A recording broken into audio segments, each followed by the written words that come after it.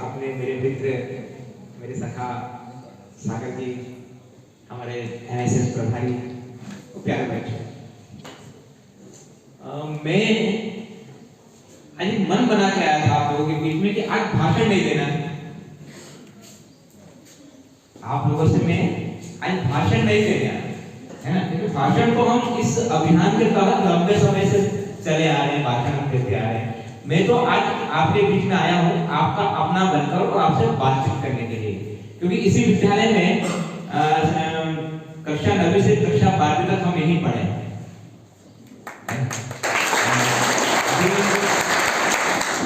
अभी जो हम जब प्रार्थना कर रहे थे उसके बाद पीछे वाला जो भवन का हॉल, उसे देखकर मुझे याद आया कि यहाँ हमारी फिजिक्स की क्लास लगा करती थी, हम वहाँ फिजिक्स पढ़ते थे। बच्चों, आज सर ने बहुत अच्छी बात बताई थी। एक नशे के ऊपर एक संक्षिप्त उदाहरण उन्होंने दिया था कि एक आर्थिक व्यय का, है ना।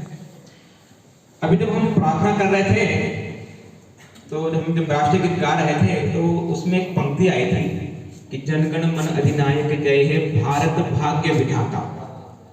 ठीक है, रोज हम गाते हैं, आप लोग सभी सुनते हो, भारत भाग्य विधाता। आप लोग कौन हो? आप लोग कौन हो? भाग्य विधाता। किसके? भारत के।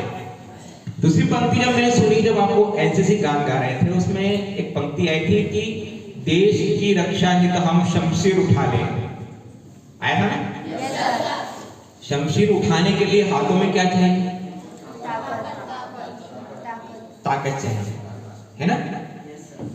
बेटा एक चीज बताओ कि सीता का हरण क्यों हुआ था? रावण ने सीता का हरण क्यों हुआ?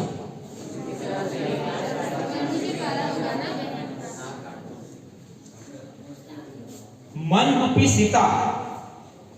रूपी सीता जब लक्ष्मण रेखा का उल्लंघन करती है तो छल रूपी रावण उसका हरण कर लेता है।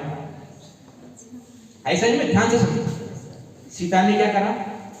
सीता के मन में आया कि ये रावण है, लेकिन उसे क्या लगा कि तो साधु है ना।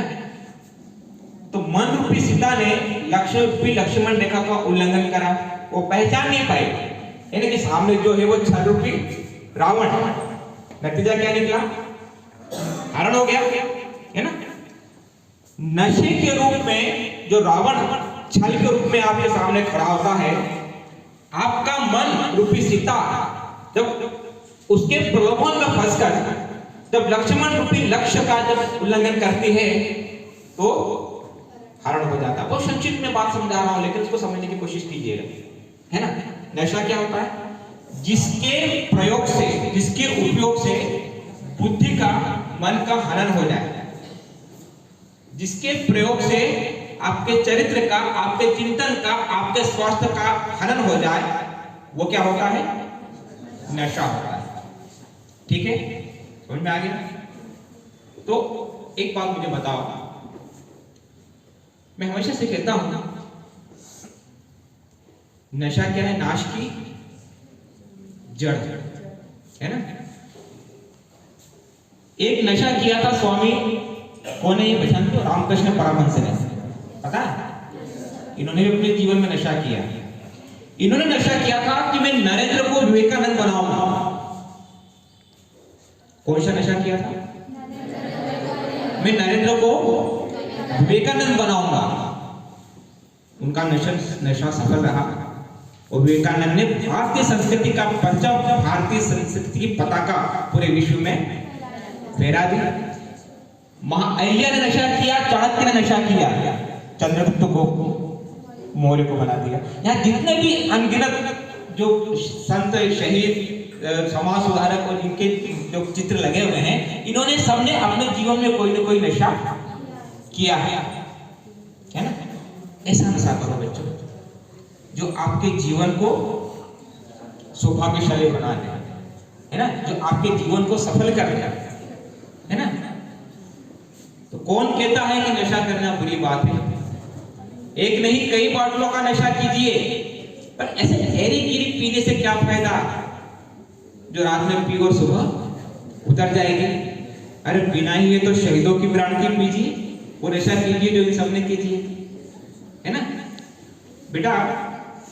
किसी भी देश और उसकी संस्कृति किस दिशा में जाएगी, वो देश किसमें उन्नति करेगा, वो इस बात पर डिपेंड करता है कि उस देश की जवानी किस दिशा में जा रही है ना। अभी हमारे बच्चों ने कहा है, आप सबको पता है, आप नशे की भयावता के संबंध में अगर आपको जानकारी लेना हो तो हमारे पास समय कम है, आप इंटरनेट वगैरह पर आप सर्च कर सकते हैं, सबको पता है। और मैं कहता हूं कि सबको पता है और सब जानते हैं, नशा है नाश की जड़, ये सब मानते हैं।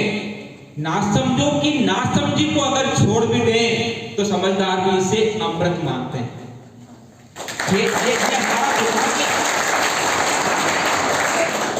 अगर किसी ग्रामीण परिवेश में रहने वाली एक अनपढ़ महिला अगर तंबाकू और देशी शराब का अगर सेवन कर रही है तो मेखानों में, क्लबों में और वीआईपीओ में और पार्टियों में उन पीने वालों को हम क्या कहेंगे, वो तो अकलमंद है ना।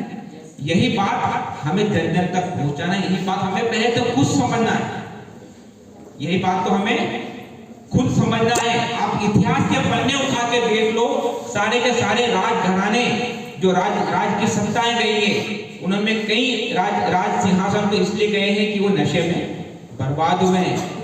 कई देशों ने दूसरे देशों को पराजित करने के लिए, आप अगर भारतीय इतिहास की बात करें या विदेशी इतिहास की बात करें, तो दूसरे देशों पर कब्जा करने के लिए वहां की सेना को नशे की आदत लगा दी और वो सेना जो कमजोर होकर पराजित हो गई।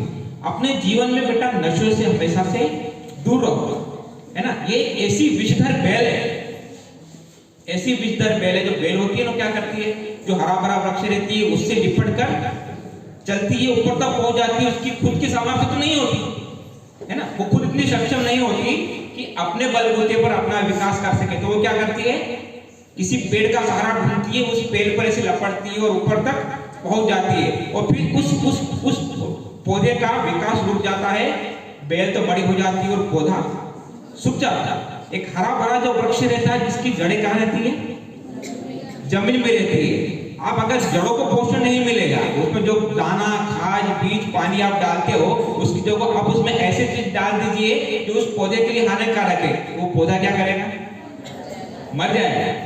जो चीज आपके जीवन के लिए अनुपयोगी है, नुकसानदायक है, अगर आप उसका सेवन करोगे तो आप क्या करोगे, आपका विकास होगा नहीं होगा ना। अभी आपके सामने अगर कोई जहरीला सर्प आकर खड़ा हो जाए तो आप क्या करोगे, उसको गले में लगाओगे। अभी आपके सामने बोल दे कि साहब ये नशा है, ये पोटेशियम साइनाइड है, इसको टेस्ट कीजिए, आप क्या करोगे, वैसा मूर्ख समझ रखा है क्या, नहीं बेटा। वही नशा दूसरे रूप में भांग, गांजा, अफीम, कोकीन, बीड़ी, चूड़ी, सिगरेट, तंबाकू, इन सारी के सारे रूप में आपके सामने भरोसा जाता है और बड़े शान से आप उसका सेवन करते हो। क्यों, देखा देखी, मौज के लिए, अपनी विलासिता को प्रदर्शित करने के लिए, दोस्ती यारी में, पार्टी शार्टी में, ये इसके आप क्या कहेंगे, बुद्धिमानी कहेंगे, नहीं कहेंगे ना।